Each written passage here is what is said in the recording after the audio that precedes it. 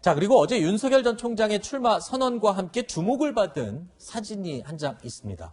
바로 이 사진인데요. 휴대폰 화면을 보고 있는 사람은 바로 송영길 더불어민주당 대표입니다. 송 대표가 이소영 대변인과 메시지를 주고받은 모습이 이 언론사 카메라에 포착이 된 건데요. 자, 이 내용을 살펴보면 특수통들을 요직에 앉힐 때 누가 시켜서 그렇게 했는지, 문재인 정권 들어서 중요 요직에 앉힐 때 이 정권의 누구와 내통해서 그 자리에 가게 됐는지, 자신과 주변 사람의 범죄 혐의에 대해서 그토록 관대한 것이 권력 사유화가 아니면 무엇이냐. 이 문자 메시지에는 이런 내용들이 담겨 있었습니다. 자, 민주당은 기자회견에 대한 다양한 반응을 대변인이 참고하라는 취지에서 단순히 전달한 것이다 라고 해명을 하기도 했는데요. 이 문자 메시지의 의미가 무엇이냐를 두고 여러 가지 이야기가 나오고 있습니다. 이도하 변호사님. 네. 근데 저는 이 부분에 대해서 단순히 지인이 이제 이걸 보내줘서 대변인한테 논평을 내거나 기자분들하고 얘기를 할 때 이 부분을 다양한 반응, 이런 여론도 있으니까 알고 있으라라고 얘기를 하셨다고 하는데 이 지인이 누군지 궁금하더라고요. 뭐 이 내용도 그렇지만 여기 중에 특정 부분, 논산지청장으로 있을 때 뭐 어쩌고 이런 얘기가 나오는데 저도 윤석열 전 총장이 논산지청장으로 있었는지 잘 모르겠는데 이 지인인지 누군지는 이런 것까지 아시는 분이면 아주 이런데 정보를 갖고 계시는 거지 그냥 평범하게 여론을 전달하는 분은 아닌 것 같다 이런 생각이 들고요. 이 내용을 봤을 때도 뭐 요직에 앉힐 때 특수통들 누가 시켜서 검찰 인사가 특수통들을 약진시키는 인사를 윤석열 전 총장이 하지 않았나 이런 얘기인데 그때 박상기 전 장관이 있었고요. 재청권자 문재인 대통령이 인사권자였는데 무슨 말을 하는지 이거는 자기 부정의 부정인 거예요. 누워서 침 뱉기지. 그리고 뭐 이거 친인척 수사에 대해서 왜 간대하냐 뭐 이런 얘기하는데 권력 남용이 있는지 그 부분과 관련해서 수사와 감찰 다 해보고 못 밝혀냈잖아요. 근데 이런 얘기를 전달하시는 분은 무슨 생각인지 흠집내기뿐인 거 아닌지 이게 여론인지 잘 모르겠습니다. 네.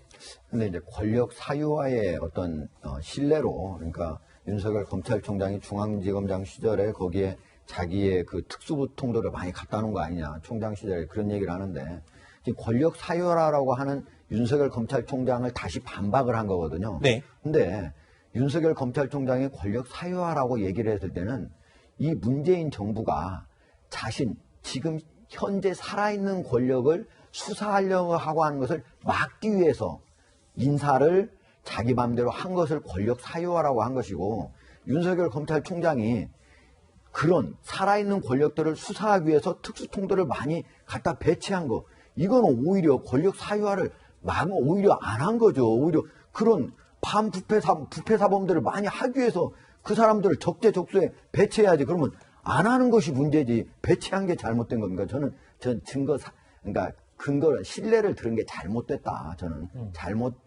송영길 대표가 거기다 올린 것 자체가 제가 보기엔 적절한 것은 아니었다라고 생각을 합니다. 네. 자, 어제 국회에서도 국회의원들이 윤 전 총장 출마와 관련해서 관심이 아주 뜨거웠던 모양입니다.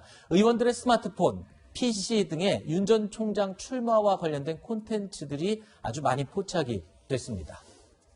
자, 이 SNS 메시지 초안입니다. 뭐 윤 전 총장의 대선 출마 선언은 국민에 대한 배신, 뭐 이런 얘기가 나오고 있고요.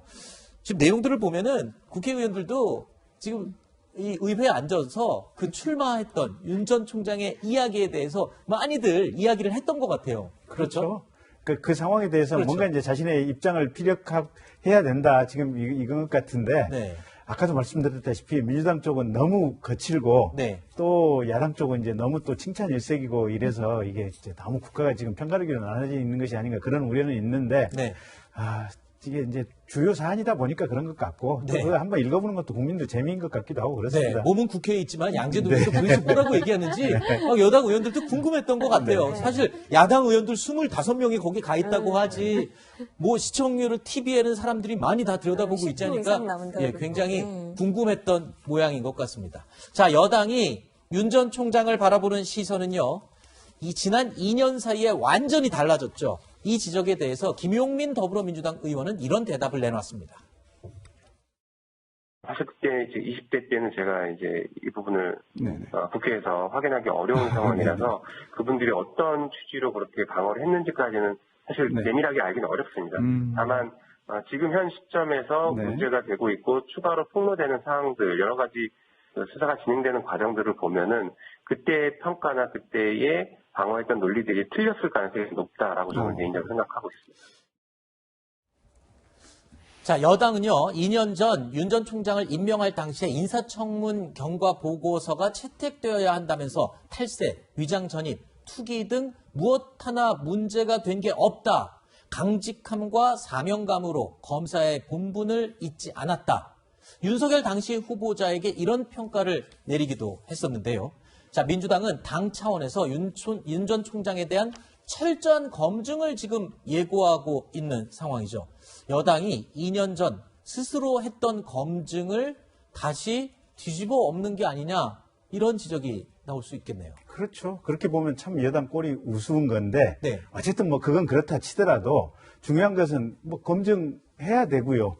또 윤 총장도 검증을 받겠다고 하니까 당연히 검증을 받아야 되는데 지금 이런 식, 그러니까 밑도 끝도 없는 엑스파일이라고 하는 것이 물밑에서 돌아다니는, 하지만 여당 대표나 여당 대변인이 거기서 구체적인 사실관계 하나를 꺼내서 이러이러한 부분에 대해서 우리 민주당은 의문을 가지고 있으니 당신이 이 점에 대해서 해명해 보시오. 이렇게 구체적인 사실관계를 가지고 해명을 요구할 수 있는 것이 단 하나도 없는, 그러면서 검증하자고 하는 이 상황 자체가 저는 코미디라고 보고 있고요. 검증하고 싶으면 구체적인 사실관계로 당신 뭐 잘못한 것 같다. 우리 이러이러한 사실관계를 이렇다고 파악하고 있는데 뭐라고 얘기해 보시오. 이렇게 지적을 해야 되지 않나 싶어요, 보면. 네, 알겠습니다. 자, 저희가 준비한 다음 또 Q&A 내용으로 계속 이어가겠습니다. 내용 확인해 보시죠.